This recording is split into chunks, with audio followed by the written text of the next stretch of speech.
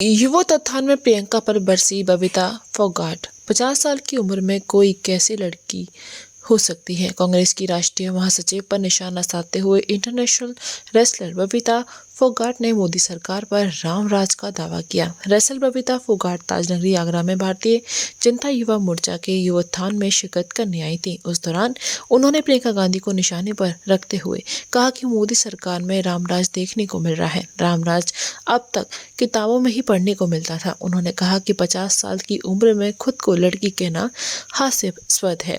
स्मृति ईरानी दीदी से भी वे सीख सकती हैं। भाजपा के युवोत्थान में राज्यसभा सांसद राष्ट्रीय प्रवक्ता सुधांशु त्रिवेदी ने भी युवाओं को राष्ट्र के प्रति कर्तव्यनिष्ठ होने का आह्वान किया। उन्होंने कहा कि सीएम योगी के नेतृत्व में उत्तर प्रदेश देश की दूसरी अर्थव्यवस्था बन गया है।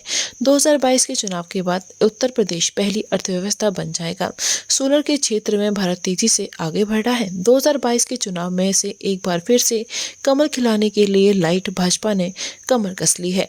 यही वजह है कि युवोत्थान के जरिए वह भाजपा युवाओं के बीच में पैठ बढ़ाने का काम कर रही है। आगरा के खंडारी स्थित जेपी सभागार में आयोजित युवोत्थान में युवाओं में सोशल मीडिया के बढ़ते चलन और राष्ट्र के प्रति कर्तव्य को लेकर चिंतन किया गया।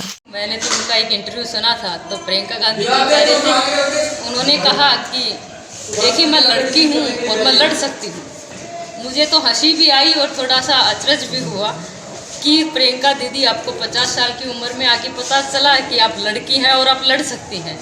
हमारे यहाँ तो लड़कियाँ बचपन से ही दंगल लड़ती आई हैं और आपने देखा भी होगा समृति दीदी ने किस तरह से उस राजनीति के दंगल के अंदर राहुल गांधी आपके भाई को किस तरह से पछाड़ा और दंगल में पटकनी दी। ये अपने आप में ही ये दिखाता है कि लड़कियाँ कितनी मजबूत हैं।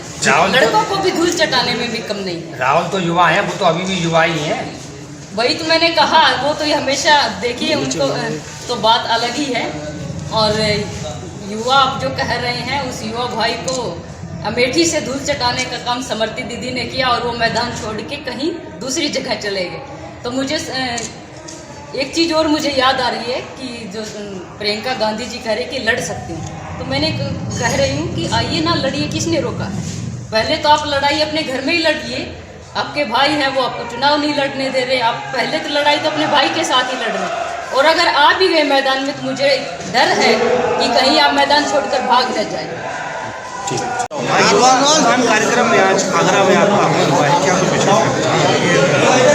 देखिए उत्तर प्रदेश में विगत 4.5-5 वर्षों में एक नए स्वरूप और विकास की एक नई रूपरेखा और उसके साथ साथ स्वाभिमान का भी एक नया अभियान शुरू हुआ है।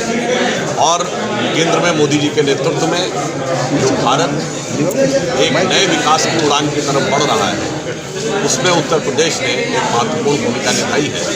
और यह देश जो आज विश्व का सर्वाधिक युवा देश है, युवाओं की सहभागिता के बगैर यह उस उड़ान को अपने मुकाम तक नहीं पहुंचा सकता। इसलिए भारतीय जनता पार्टी ने युवोत्थान के कार्यक्रम उत्तर प्रदेश के भिन्न भिन्न बड़े शहरों में करने का निर्णय लिया। उसी में सहभागिता। विधानसभा चुनाव में युवाओं की क्या भागीदारी रहेगी इस बार? देखिए, अब देश का युवा वो जो राजनीति के पुराने आजमाए हुए या कहूँ घिसे पिटे हुए जो फार्मूले थे, चाहे जातिवाद हो, क्षेत्रवाद हो, परिवारवाद हो, संप्रदायवाद हो, उन सबको तिलांजलि देकर विकासवाद और राष्ट्रवाद के साथ उठकर खड़ा हो रहा है। सर, भाजपा का पक्ष हमेशा आप रखते नजर आते हैं। आप शिकायत कह रहे हैं कि अब नहीं होगी, तब तक फिर दोबारा प्रधानमंत्री जी ने एमएसपी के लिए बाकायदा एक समिति का गठन कर दिया है जो एमएसपी पर भी विचार करेगी। डाइवर्सिफिकेशन ऑफ क्रॉप यानी फसलों के विविधीकरण के संदर्भ में भी विचार करेगी। तो और इसके अलावा जो हम जिसे जैविक खेती कहते हैं उस पर भी विचार करेगी। तो एमएसपी एक ऐसा विषय है जिस पर कि अब जैसे उदाहरण के लिए धान की लगभग 20 से अधिक किस्में पाई जाती हैं, तो जब मूल्य निर्धारण होगा तो सभी के लिए होगा ना, या गेहूं की लगभग 20 से अधिक किस्में पाई जाती हैं तो सभी के लिए होगा।